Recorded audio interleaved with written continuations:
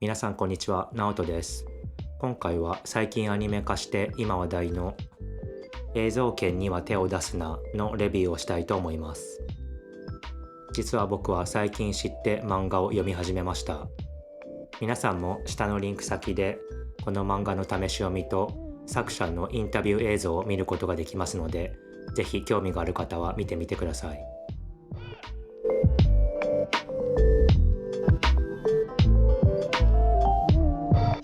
映像権には手を出すなは大原澄人さんが書いている漫画で、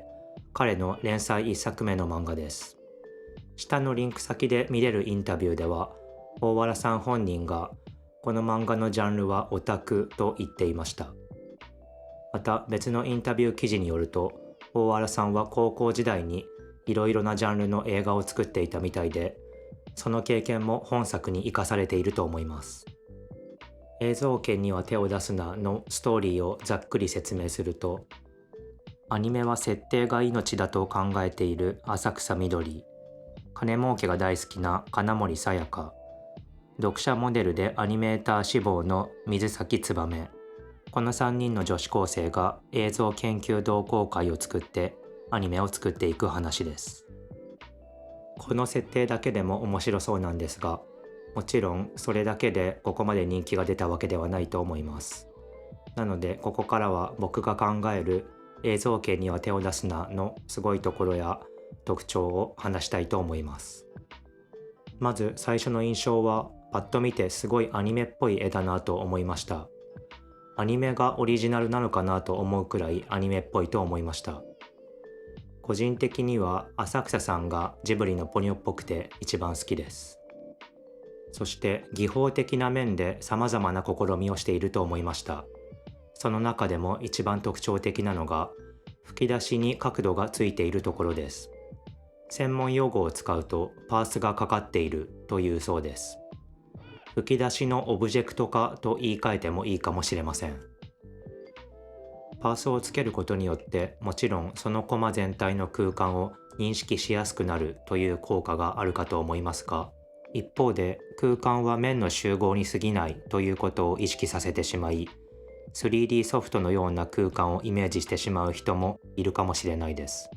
そのことは別に悪いことではないと思いますが、本当の意味での没入感がそがれてしまうのではと思ってしまいました。あと、吹き出しをオブジェクトとして認識させてしまうことによって、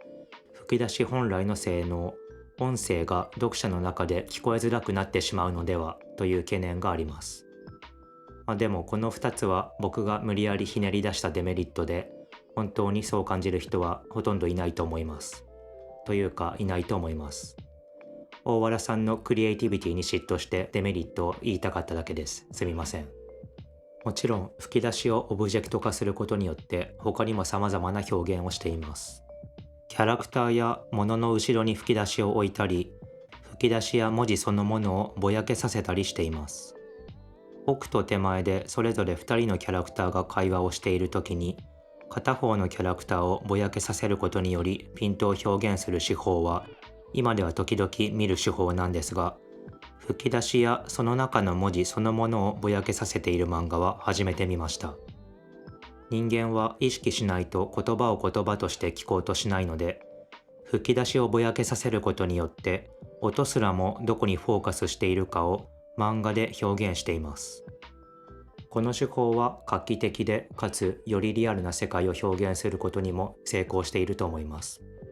一つ一つのエピソードの構成もすごい面白くて、ほとんどのエピソードでキャラクターたちの妄想シーン、空想シーンが出てきます。いきなりキャラクター全員が空想の世界にワープしたり、グラデーションのように徐々に空想の世界に入っていったりします。そこに何の説明もないところも素晴らしいですね。こういうシーンでは去年読んだ松本太陽のサニーの子供たちの空想シーンを思い出しました。そして見開きで空想のガジェットや世界観を細かく説明するページも大好きです。この演出はオタク心をくすぐられますね。そのページを見て単純に知識量が半端じゃないと思いました。もちろんリアリティを追求していく過程でいろいろな知識を得ていくんだと思うんですけど、このくらいのリアリティを追求する姿勢が全てのアニメーターやクリエイターに必要かもしれないです。巨大ロボットが立ち上がる時の G の強さを表現したコマはまさに空想の中のリアリティだと思いました。もちろんアニメーターとしてのリアリティ、リアルな現場もほぼ全編にわたって描かれています。作業効率や妥協点、フィクションとリアリティのバランスなど、おそらく大原さん本人も経験したに違いないあらゆる葛藤が描かれています。なので職業漫画としてもすごいクオリティが高いと思いました。ですが一つだけ気になったところがあります。一巻の153ページのおそらくハーフの榊ソワンネさんの肌の色が塗られていないコマです。これはあえてそうしたのかどうなのかすごい気になります。155ページでは顔と手にトーンが貼られているのに足には貼られていないです。すごいこだわりがある大原さんなので単純なミスだったらもったいないなと思いました。ですが久しぶりに面白い漫画に出会えたのは間違いないです。これからも大原さんのクリエイティビティや知識量に嫉妬しながら読み続けていこうと思います。この動画のスクリプトと単語リストも下のリンク先で見ることができますので、ぜひ見てみてください。ではまた次回お会いしましょう。じゃあね。